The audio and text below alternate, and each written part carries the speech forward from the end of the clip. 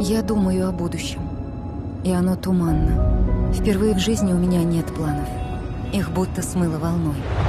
Во время изоляции я прошла все стадии принятия неизбежного. И, наконец, поняла, жизнь никогда не будет прежней. Мир изменился. Мы изменились. Что будет завтра? В каком мире будут жить мои дети? Я надеюсь на лучшее будущее.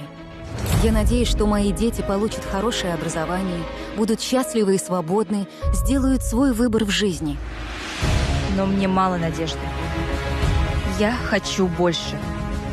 Мне нужна уверенность. 2020 год стал отрезвляющим. Стало ясно, как важно здоровье, крыша над головой и уверенность в будущем. Мы в Татарстане привыкли искать опору в прошлом, в твердом фундаменте традиций, привычках и убеждениях. Уважение к прошлому помогает нам уверенно смотреть в будущее и меняться к лучшему. Зависит ли что-нибудь от нас? Да. Да, это сложное время, когда нет места разрушительной силе сомнений. Смени страх и неуверенность на решительность.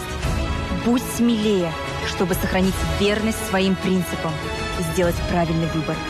И тогда хрупкие надежды превратятся в планы. Тревога сменится чувством безопасности и уверенности в будущем.